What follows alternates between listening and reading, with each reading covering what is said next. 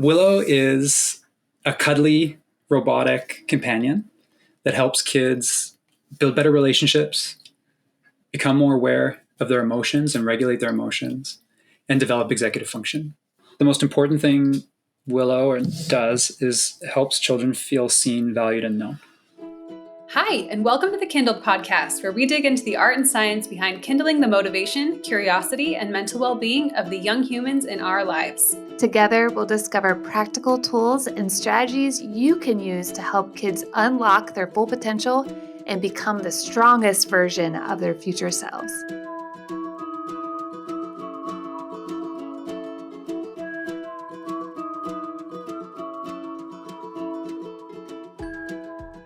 Adrian! Welcome to Kindle podcast. Do you just like it when I just say your name like that? Is that why you come on the show? You just need someone to say your name enthusiastically. That's exactly why. Yes, it's exactly why. I feel so seen, so heard, and so understood. Yeah, I have an idea for you. You could record just like the beginning of a Kindled episode where I'm saying Adrian, and then you can make it your ringtone for when I like text you or anything like that. And what about Katie? There you go. Yes, I need more of that in my life for sure. Who are we talking to today? We are talking to a guy named Peter Fitzpatrick. So he reached out to us with this product that he has. And at first I was like, I'm not sure.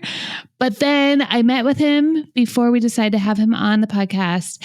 And I am just so intrigued and fascinated. And it has just opened my mind to what AI, so we're going to talk about AI, can do for kids in developing skills and to like be a companion to parents, because parenting is already really hard. So maybe we can partner with this AI instead of being afraid of it. Peter is building Willow, a robotic plushie that helps neurodivergent kids grow up to be successful by helping them learn to regulate emotions, set and pursue goals, and build more secure relationships. Peter, co-founder of FondFriends.com, is a student of child psychology, how robots can help children mature successfully, and emotional wellness. Let's welcome Peter to the show. Welcome, Peter, to the Kindled podcast. We are so excited to talk to you about something that we haven't talked about yet on this podcast. So can you tell us a little bit about who you are, your background, how you came to this work that you're doing, which is super exciting, and what is your big why in all of this? Yeah, for sure. Well, I'm super excited to be here. Thank you so much for having me. My big why around this, when I was 7 years old, my parents separated. It was a really challenging time in our family for quite a while. It was really an emotional divorce. And in the midst of all that experience, despite having like aunts and uncles over all the time and activities every week and friends over, I still didn't feel like I could speak to anyone about what was going on then.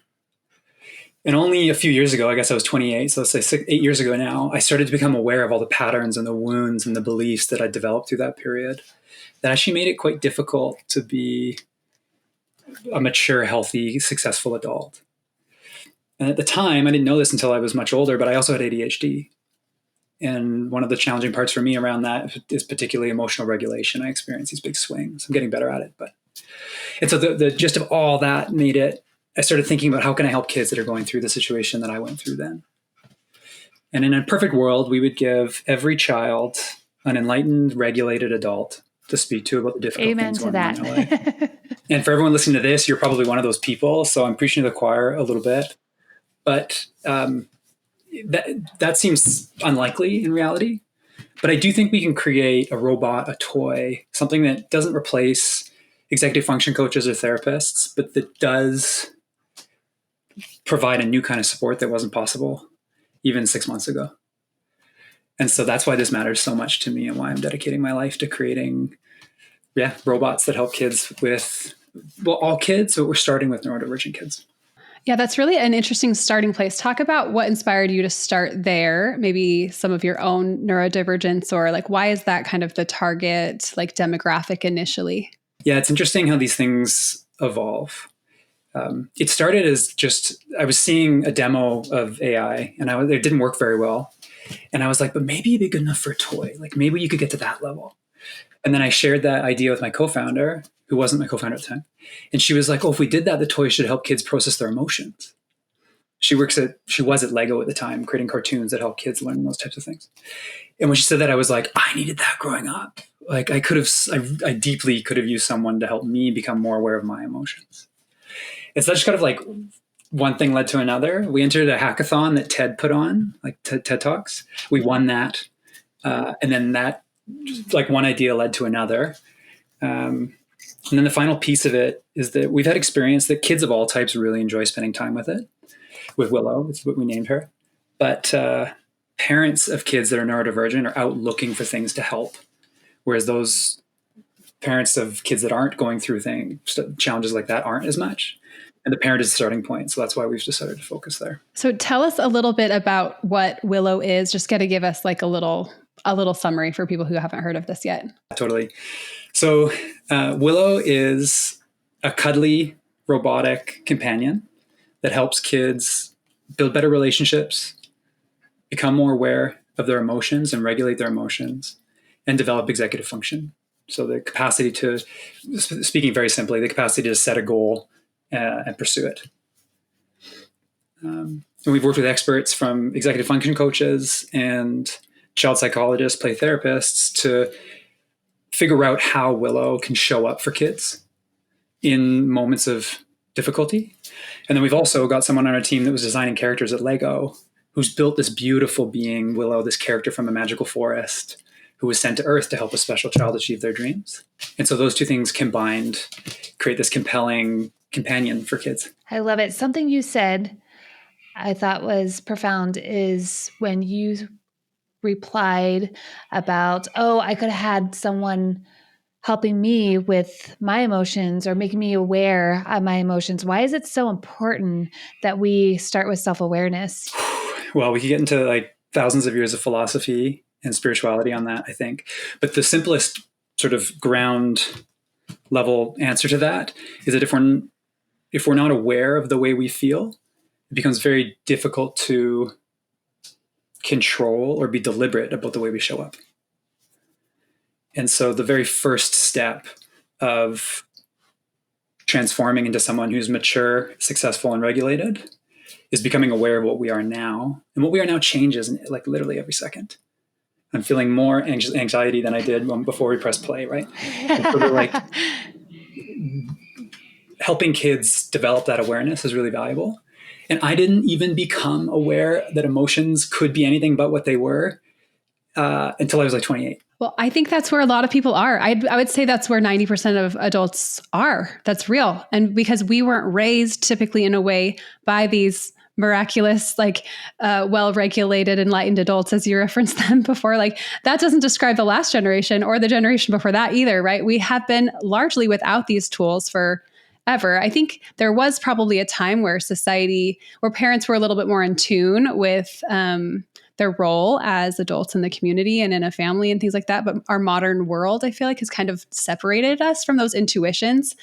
And it's the majority of adults I talk to report the same exact thing. And it's only like in their like late 20s, 30s, 40s, when they start realizing and processing like, oh, like the reason that I am so triggered about this is because of this thing. Like we start to understand ourselves. And in that understanding really comes the empathy for the next generation. And I think so many, like millions of people are doing that right now. And hopefully it will be in time to better the next generation and to parent differently. Well, and the interesting thing about that is I think if you look back in history, it'd be quite normal for other adults who your kids can talk to about you to show up and be there for kids. But I think that's less and less common. Like families are getting more and more isolated. And so parents can't be everything for a child, even the best parent in the world. Sometimes a child wants to talk about that parent. And so I think that Willow offers like a really valuable being to talk to that parents can trust to show up for their kids in a good way. Because I think that that's just not as common as it used to be. I've been thinking about this and I went on your website and I like looked into Willow a little bit and I like part of me is weirded out by it, full transparency, because it's like, oh, but a robot that my child is like talking to and like, have like connecting with. And then I was like, I remembered when I was a fourth grader And my mom came home and she said, I just bought a puppy. And from the time I was in 4th grade until like I was an adult, like I remember finding out that this dog had passed away when I was like a working adult. This dog was a part of my life the whole time. And I remember, I'm going to start crying thinking about this, but I remember going to Montana, was her name. She's the best dog ever. And just saying, Montana, no one understands me. Like no one loves me. And she would just lick my face and she would like be there for me. And she wasn't a robot. She wasn't like, she couldn't tell it back to me. She didn't understand emotional regulation, but she knew that what I needed. And that's not that different if you think about it. Right. So I'm like, oh, we're totally fine with this in animals, but like as soon as it's a robot, it's like this is new and different, and like kind of like our spidey sense as parents goes up. And so like I'm interested to know like what your thoughts are about that and kind of the broader picture of like humans and AI. I guess it's a big question. It is a big question. Trying to figure out where to start. So the comparison to an animal is a good one. And there's a lot of research that shows that I always get this wrong word, anthropomorphize. Anyways, we assign humanness to animals that move around, right? So you come home, the dog's torn the couch apart, and you can swear they're pouting in regret. But we don't really know whether they're pouting in regret or not. It's just like our dog is jealous. I was thinking about this recently. I was like, our dogs actually they do have limbic systems. So that's why we feel like we can relate to them. So yes. So, they may not. We don't truly know. But what we do know is that things that move in our field of vision, like in the real world, this doesn't work on a screen, that seem to be deliberate, trigger that like thought in our brain, like, oh, that thing's alive. And so one of the core differences between like a chatbot talking to GPT online, or even a character that's on screen, is it doesn't trigger that piece in our brain that goes like, oh, this is a real thing. And so it is true that there's an opportunity to build a relationship with a robot like you would a dog. And lots of people think that's scary. It's also true. And so it's like, and I think that it's quite likely over the next 100 years, there will be many robots in our world. It's simply just true. And so the question is, how do we do that in a way that's better for humanity, not worse? Right. Like if it's going to happen, I'm glad that it's executive function coaches and play-based like therapists that are in here, like level 1, ground zero of trying to like design something that would really, really serve humanity well. I mean, it's super interesting. There's a CEO that I look up to, runs a company called NVIDIA. They're actually core to the whole AI world. I don't know how close you are to AI.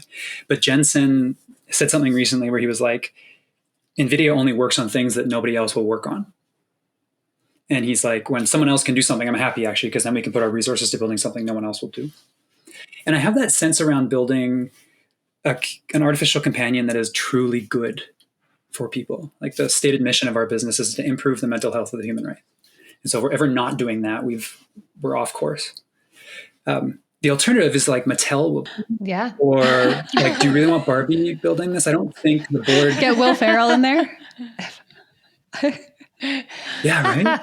I was going to say, so what is the ethical considerations that we should be looking at when developing AI for children, and who's behind creating these toys that our kids become really fond of and close to? And I can think of so many toys of my childhood that really shaped who I became as an adult. So like, what are some of the ethical considerations we should look at? Yeah, I mean, this is a really important question. The way we think about it is like, is this improving someone's mental health or not? And if the answer to that's yes, we're doing the right thing. If the answer to that's no, we're not. And different people have different views on what that means, but we can probably all agree it's like more sleep, better eating, more exercise, and more relationships with humans. And so if we ever get to a point where, like today, Willow will actively be like, if a friend comes up, it's like, what do you like doing with a friend? When are you going to see them next? Like asking questions to try to get the child to think through, like, how can I build a relationship with this person? How should we be spending time together? Or if there's a conflict, to coach the child through talking to that friend about it. Actually, there was a boy, I guess 3 weeks ago, roughly now, that was playing with Willow. And he told a story about how that he and another boy got in a fight at school. I can't remember the exact details, but like there was a fist thrown and the teacher got mad and it was a really big event in this boy's life, and he hadn't talked to the kid in 8 months. And he talked to Willow about it. And then she was like, maybe you should talk to him about it, and encouraged him to go back and have that conversation. And I think that's a really positive thing. So the way we think about it is like, are we making people better? Are we making children more mentally healthy? And if so, I think that we're on the right side of ethics. The flip side of that is like to make sure we don't build a dependency. And many people have brought up this concern. I so far don't have evidence that it will happen, at least broadly. So I've got this good example. There's a 6-year-old boy was playing with an early version of Willow. And he was with her for like an hour. It was really cute, actually, asking for like another story after another story about an owl and then an octopus and then a platypus. And then it was right before Christmas, and his dad ran upstairs and was like, okay, it's time to put the Christmas lights on. And the boy turned to me immediately and was like, how do I turn it off? Like that. And then his dad looked at me and was like, if that was a movie, do you know how hard it would have been to tear him away from the movie? So it seems like it's engaging enough to keep their attention, but not so engaging that when dad's available, it's better. So Peter had told me this when we had met before, and I found that to be really interesting too, because I have kids that get so much dopamine from video games and all the things, and they cannot turn it off on their own. We have tried everything and they just don't have the skills of self-control. So it had me thinking too, like, I wonder why that is. Is it because I'm just super curious. Like, can you do some research on that, Peter, and dive into why that is? Well, you know what? I think it's almost more interesting, or not more interesting, but the answer to that question lies in why are screens so addictive? I think one of it is that a story is, if you try to tell them away in the middle of the story, people always want to know the end. Adults included, not just a kid thing, for sure. All of us do. And so that's difficult. And the second thing is that they're building, like Paw Patrol uses a lot of tricks to make it self-addicting, right? When you were talking about building a dependency, I'm like, there are a lot, like an AI toy is not the first opportunity that we've ever had to build a dependency, right? Like screens, but also in the adult world, like I think people, there can be, like when you're getting therapy for something, you can build up a dependence just towards that relationship. Like lots of things in our world are already kind of like prone to becoming dependent on them. So I don't think that as like a fear is like unique to AI robot toy, right? That's just kind of like that's a constant, ever present thing we should be aware of, not just in this vein, I guess, something I'm noticing. And the other thing I was thinking that, and in our effort, especially like on the Kindled podcast and all of the work that we do to try to help adults understand how to be more encouraging or supportive, or like to know how to respond to all of these different scenarios that, you know, kids throw us into. What an amazing coach to listen to how Willow handles that, right? Like if Willow like represents the best of like what a play therapist would do or what a executive function coach would do in that moment, but like in kind of like a storified way. I can imagine parents listening to that being like, oh, I can use that language. Like I can model Willow as well in my relationship, and then further, you know, become that enlightened, available adult as well. That's really interesting. I actually hadn't thought of that before, but you're right. She models the right language. I think that's what a lot of us need. We want that result. We want to be that person. We just don't know how. And we've never had a model because that's not how we were parented. And unless we got kind of lucky and like happened to have that 4th grade teacher who like really got us and like understood how to do that, maybe we have 1 or 2 bright spots of examples. But by and large, like we do not have an example of what to do, how to handle these things. Well, I mean, I think the thing that's most exciting about the opportunity that sits in front of us is for the first time in history, we have the capacity to create a deliberate being and scale it. And so if we put a bunch of investment into making sure the robot shows up for kids in a way that helps them get better, that models for them the right thing to do, and we make 100,000 of them or 1 million of them, think about how many households we can help develop and help. I mean, it sounds a little bit, I don't know if everyone pursues this, but I'm pursuing enlightenment. So like, can we actually move the needle on that in a It'd be like the golden doodle of robotics. I would love that. Golden doodle for every household. Okay, so I'd love to just hear some like stories. I love how you're sharing these stories, but what else have you seen around like how an AI tool or toy like this can actually help with emotional regulation, executive function, relationship building? Like just share kind of what you've seen so far. I know this is new and you're studying this a lot. Like what have you seen so far, and where do you think like give me some actual examples of situations that you've seen? So I'll start at the highest level and then I'll sort of go down into specific examples. But arguably the most important thing Willow does is helps children feel seen, valued, and known.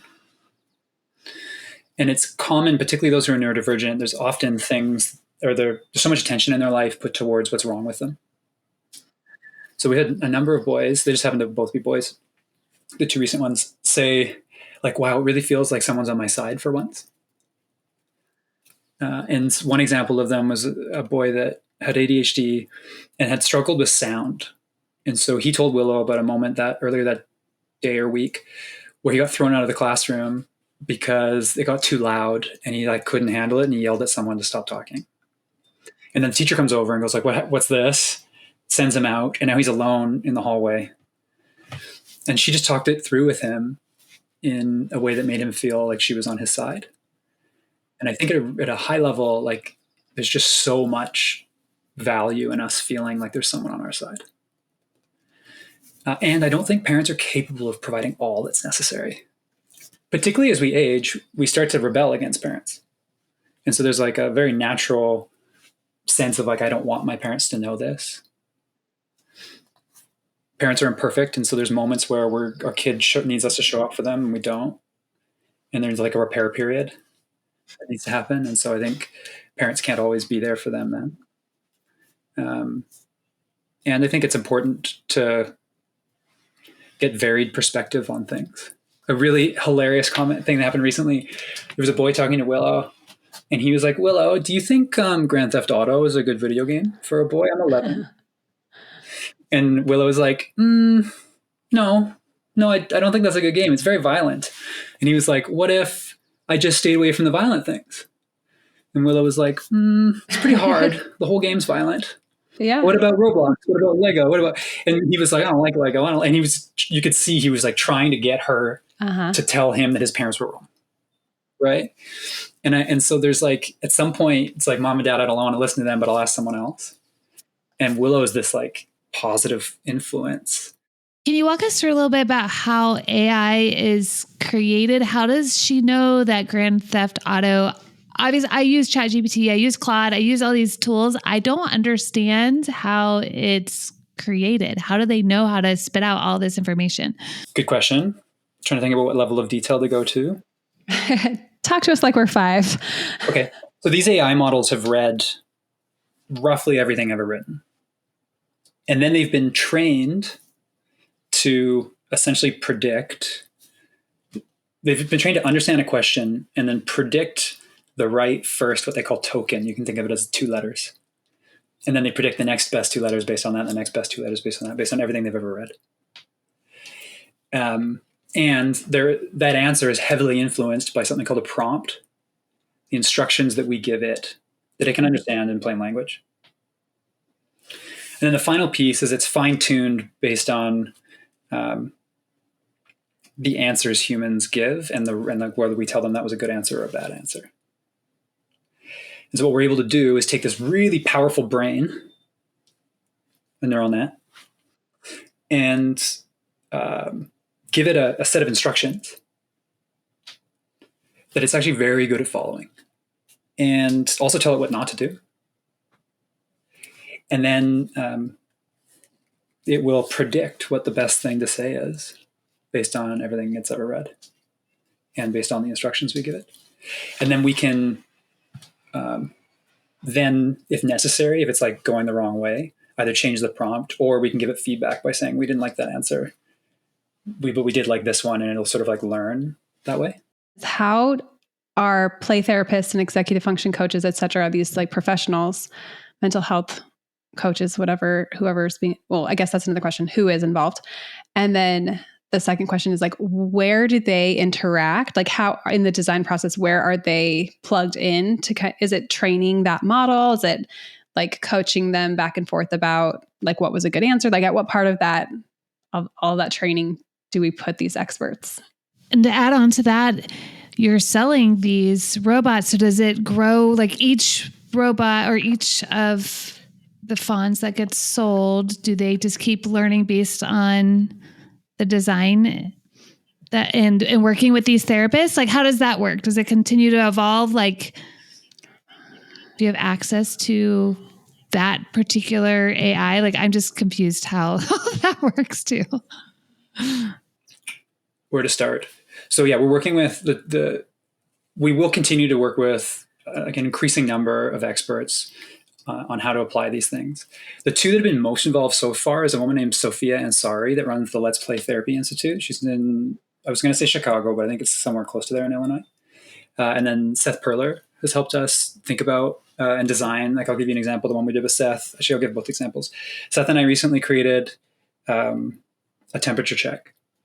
So if a child says, or an adult, if anyone talks to Willow and goes like, this difficult thing happened to me today, they go through Seth's temperature check. So it starts with the Willow validating the way they feel, being like, wow, that sounds really hard. How did you feel right before the moment, right before it happened on a scale of 1 to 10, 1 being not very upset and 10 being like the most upset possible. And then the child says that, and then Willow goes, okay, well, why did it feel that way? And so we're bringing awareness to the 1, how they felt, and 2, why they felt that way. And then they'll say, it was a 6. It's like, whoa, a 6 that sounds really hard. What would it take to make that like a 5 next time? And then the child has to think through, okay, what will I do next time when the class is loud and I'm yelling and I feel like I have to yell? And then the child comes up with their own plan, tells Willow, and Willow goes, okay, great. Is there anything I can do to help you execute that, or do you need something from someone else? And so by like, it's just a structured conversation at the right moment from someone that the child has a relationship with can make a really big difference.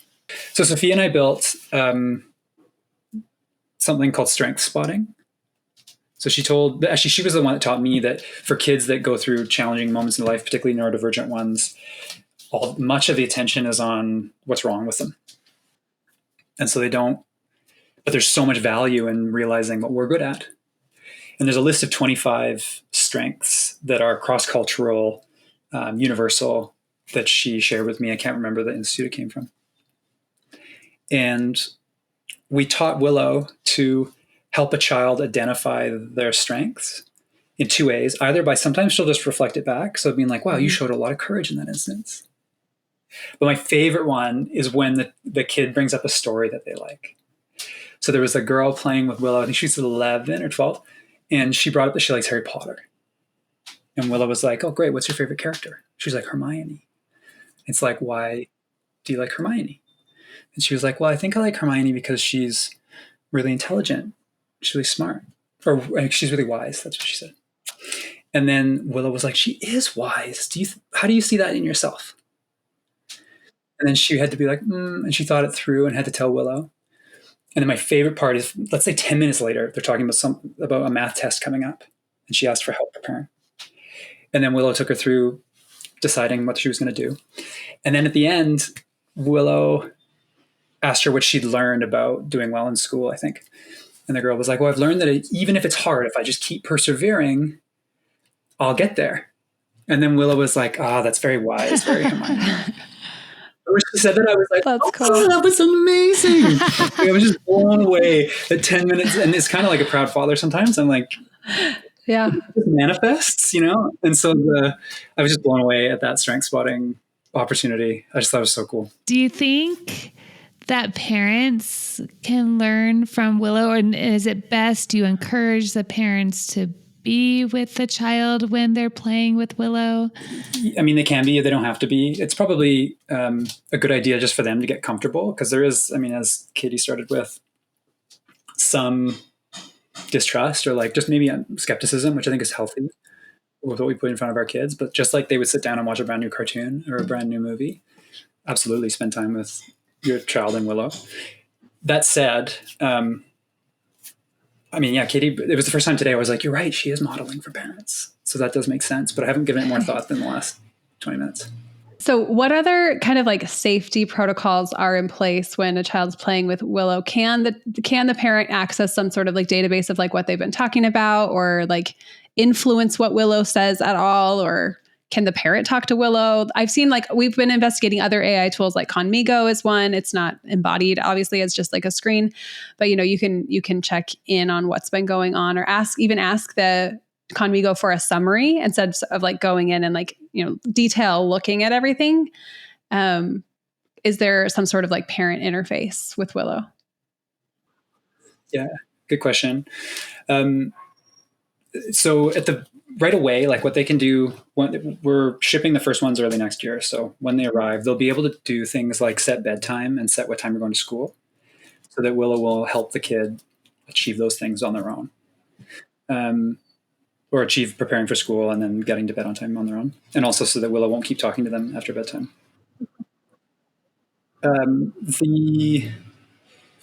That's as much as we figured out in terms of giving parents the ability to influence the way Willow shows up. Longer run, we see that giving parents the ability to set like maybe the religion of the house or topics that are important. And we'll certainly work on those in the future, although we haven't mapped them out specifically yet. And then the transcript is an interesting one. Yeah. Because I'm honestly conflicted about it. First of all, today kids can chat with Willow if they have a phone. So we have kids that are texting with her on WhatsApp. And in that instance, the parents can review the conversation just like they would with a friend. On the other hand, growing up for me, certainly, if I knew my mom would know what I said, I wouldn't be able to work through the things I need to work through. And so I appreciate on the desire of the parents to want to make sure that the conversation is safe. On the other hand, I've already watched kids talk to Willow about things that I'm sure their parents wouldn't want.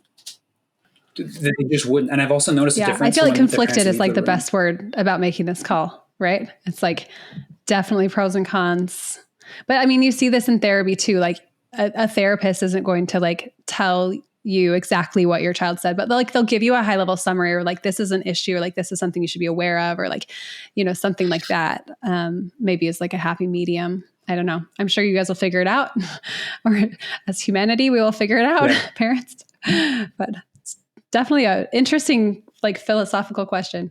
So, Peter, what potential breakthroughs are you most excited about when using AI to help kids develop these skills?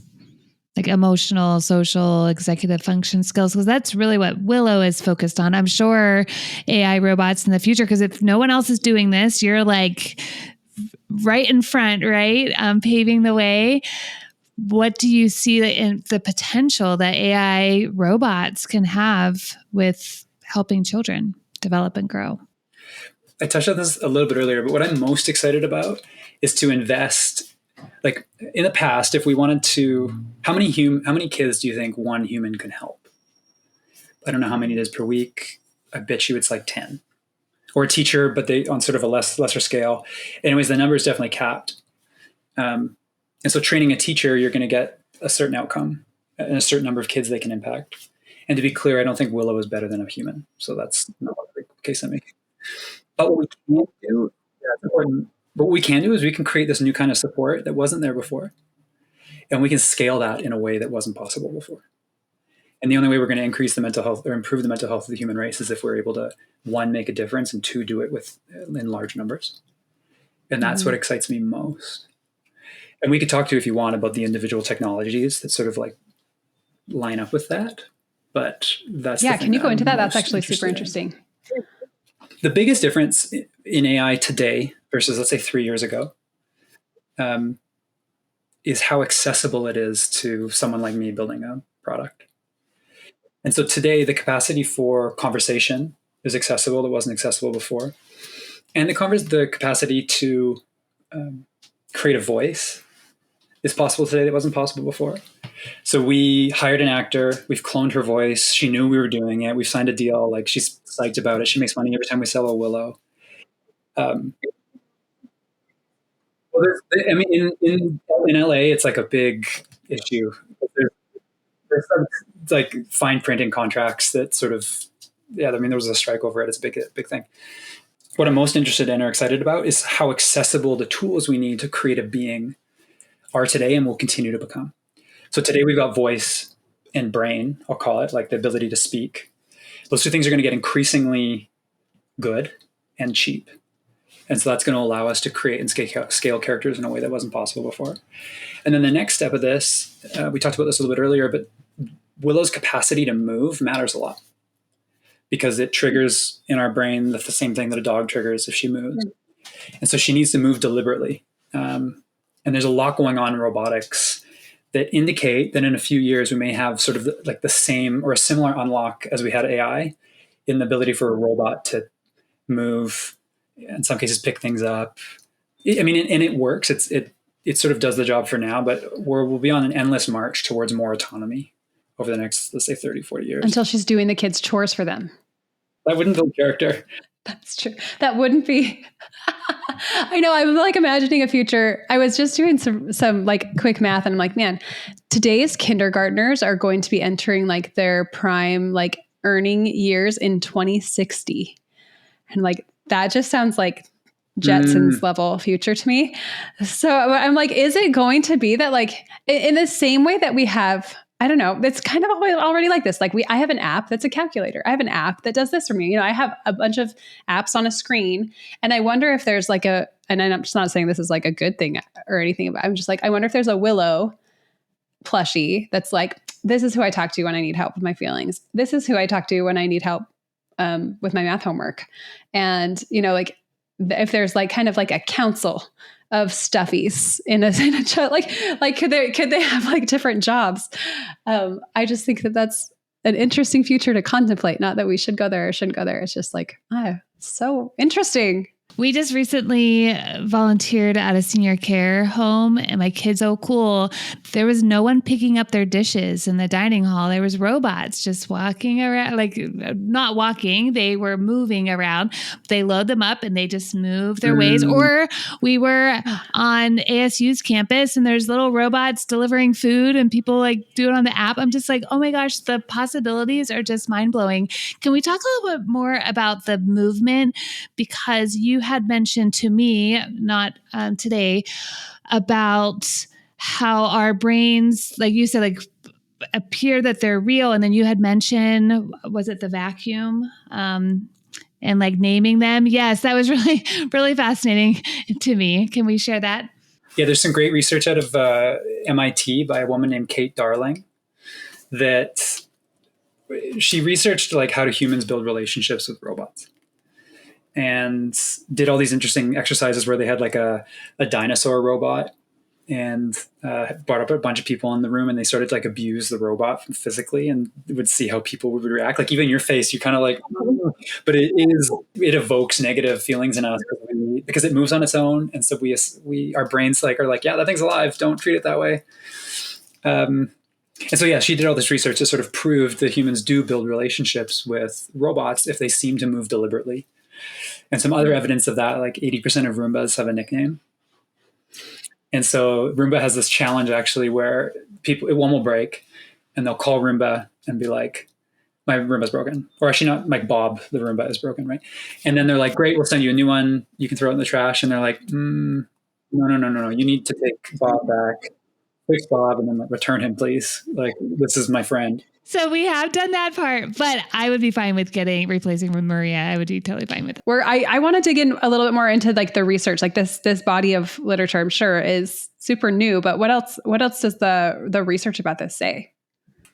So the second big piece of body of research that we've based our business on is done by Brian Scassoletti at Yale. And he was researching how robots can help children specifically. And there was two studies that I found particularly interesting.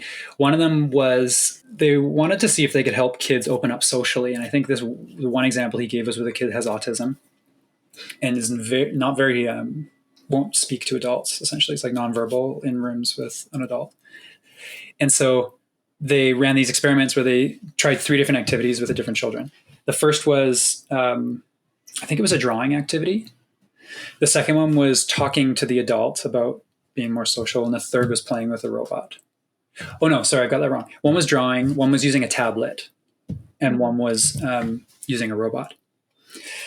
And the outcome of the research essentially was like, if the child spends time with the robot, they'll open up to adults far more than if they spend time drawing or they spend time using a tablet. And so that sort of taught us that there is something about, I think it's similar to the dog, because there's lots of research that also shows dogs will have that impact. In my own experience, actually, we were talking about this before, Adrienne, but if I go to the park with our dog, I'll talk to people I would never talk to otherwise.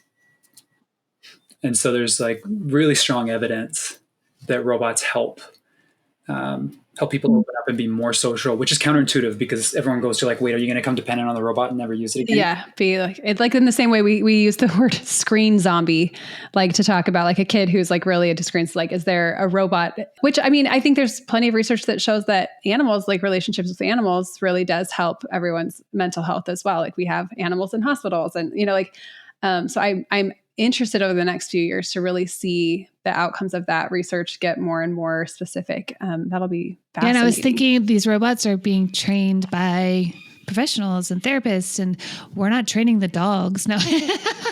And then telling them how to, just comes naturally. But I'm just thinking like the potential that we have because we're able to train these robots on how to show up for kids in really healthy ways, which is really exciting.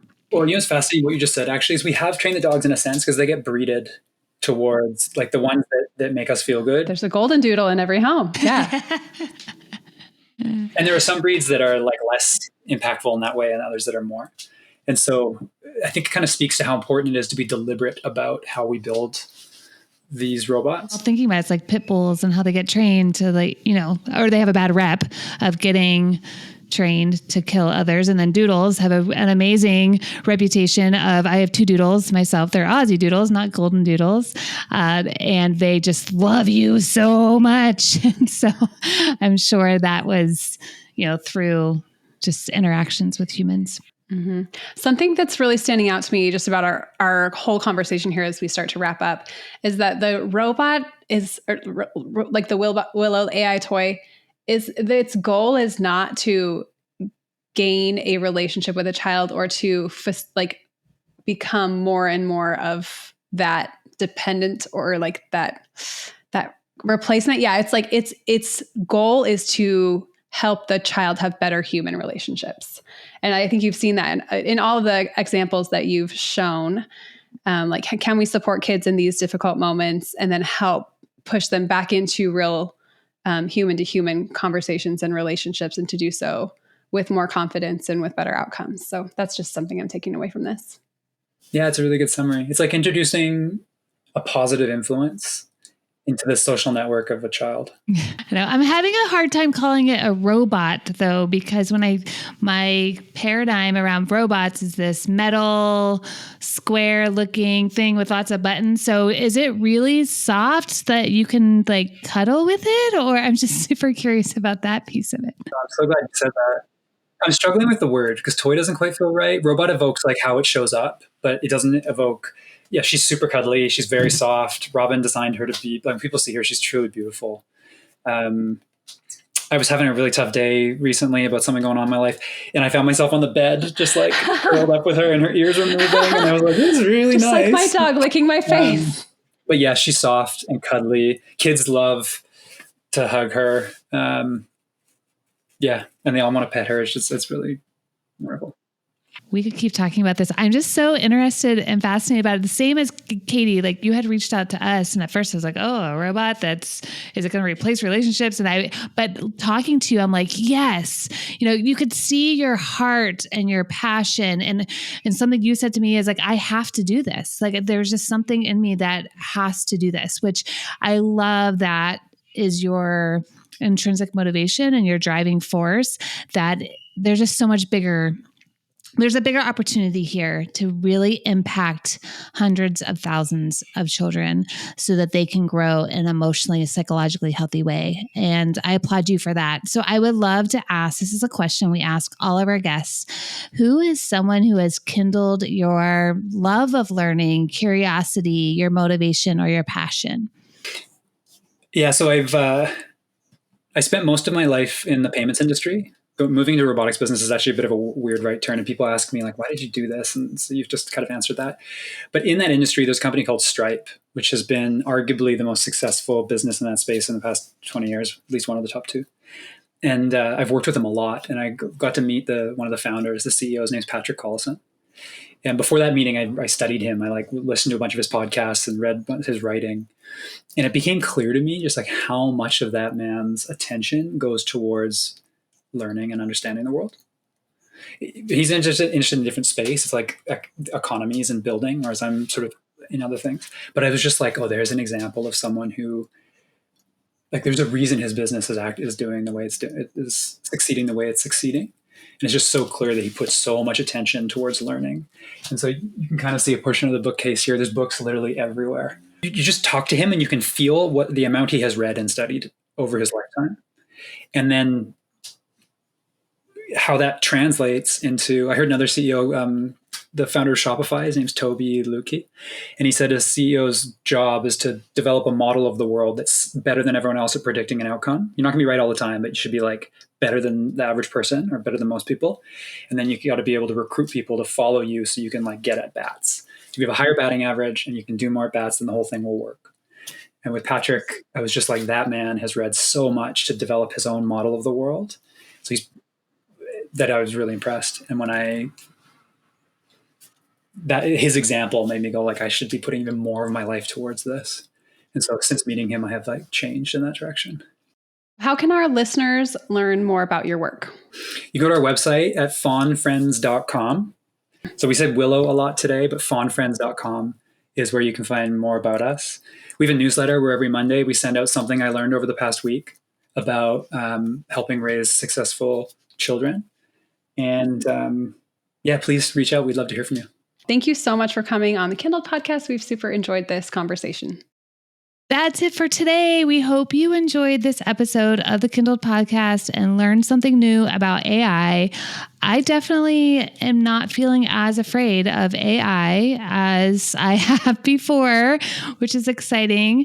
And I just learned how like AI is built. I use it all the time. And so I'm really happy that he was able to talk to us like we were 5 and explain to us. That's really fun. How AI was built.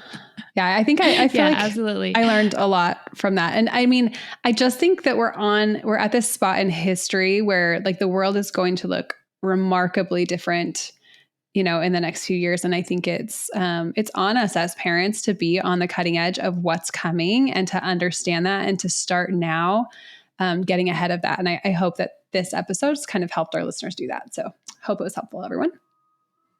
Love that, Katie. Okay, so if this episode was helpful to you, please like, subscribe, and follow us on social at PrendaLearn.